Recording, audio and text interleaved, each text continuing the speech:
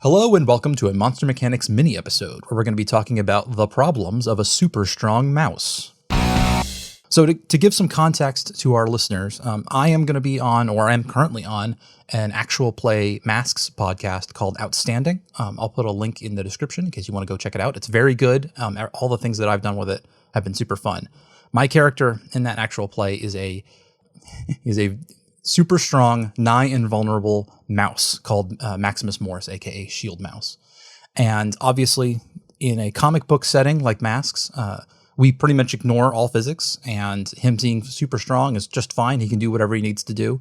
But I've done some back of the envelope math onto some of the problems that a super strong mouse has, and we're going to talk about those right now. So when you say super strong mouse, how strong are we talking?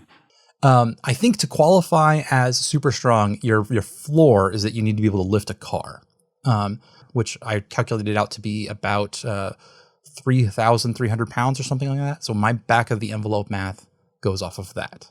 Okay. So the obvious first problem is if you're going to lift a car, you're going to have to find a place to hold it.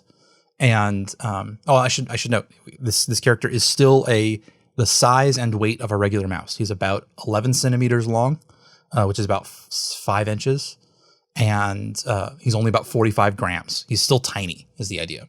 But if he was to grab a hold of a car on its frame and apply enough force to lift the car, I'm pretty sure he starts pushing his hand through the metal. I think he can, as I calculated newtons of force, it ends up being like 400 to 500 newton, or what's it called, megapascals, which is newtons per millimeter squared.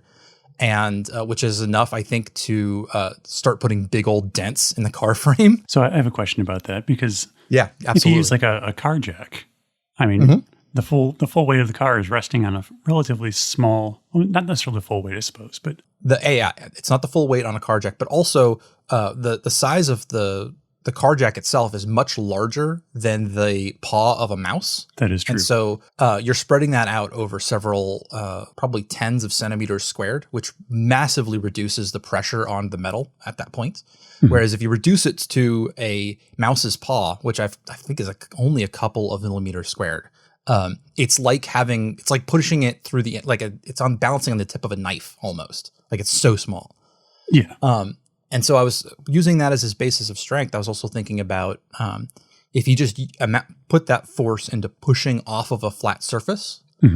So you put all of the strength that it would require him to lift a car, he just does it to lift himself.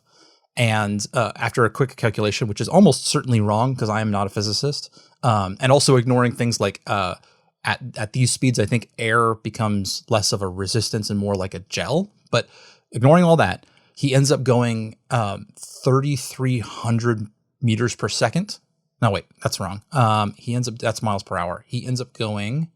Yeah, I don't think he's going 3 kilometers a second. No, he's going about 3,700 miles per hour, which is about Mach 4.3. So he immediately goes supersonic. And then that is like 30% higher than the velocity of a 22 millimeter cannon shell, which is about the size he is. He's lighter than a 20 millimeter cannon shell, so he doesn't carry the same kinetic force. But I'm pretty sure that within a less than 100 meters, I'm pretty sure he's armor piercing. I think he fires himself straight through steel at that point. Well, what kind of amuses me is that unless he's actively resisting, like when he's in the air, he's just a regular mouse. Pretty much, yeah. So like he could launch himself at these incredible speeds, but he's still just a mouse. He's completely ballistic at that point. He has no control over his own trajectory or velocity while in the air.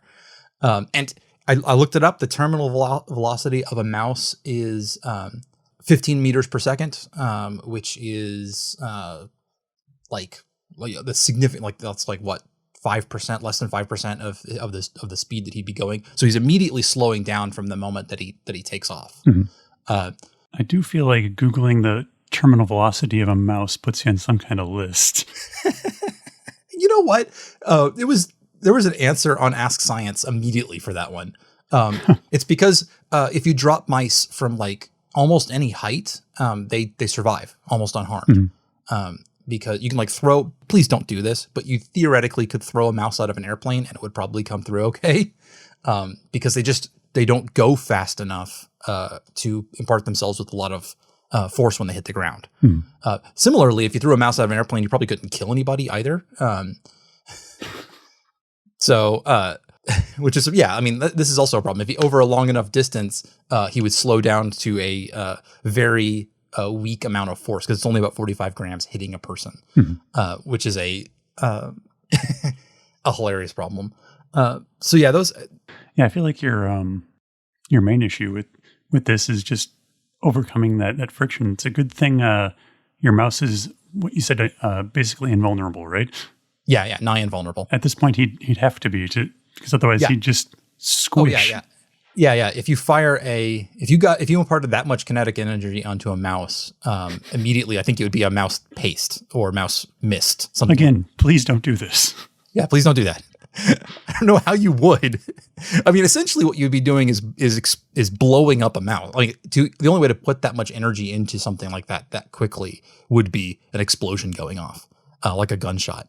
But yeah, I think if at that point his problem with being a superhero is that if he uses full strength ever, he pushes himself through people. Like, he can't punch anyone. He's just going to even if he just fired himself bodily at something, I think he'd end up going through somebody who wasn't wearing ballistic body armor, at least. Like, there would just be a mouse-shaped hole through their chest if he tried to punch them. So he kind of has the Spider-Man problem, just on a greater scale. Exactly. Or a much smaller scale, depending on how you want to look at it. Yeah.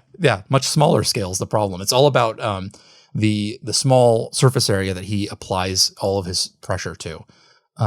So those are some of the problems with if you try to think about the physics of a super strong mouse. Logically, of course, any kind of superhero is going to have at least these kinds of problems, if not greater. But if you want to hear the very heartwarming take on this character, please go check out Outstanding. The Twitter for that one is @OutstandingPod. It's going to be released as part of the Protean City feed.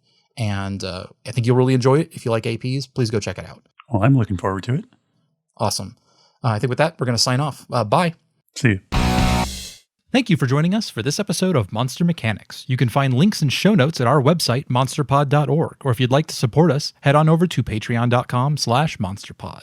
We can be found on Twitter @monstermpod, or you can email us at monstermechanicspodcast@gmail.com. We'd love to hear your feedback. Monster Mechanics is produced and edited by Scott Paladin. This episode was hosted by Scott Paladin and Zach Jaquays. All of the ideas produced during this podcast are released under a do what the f*** you want public license.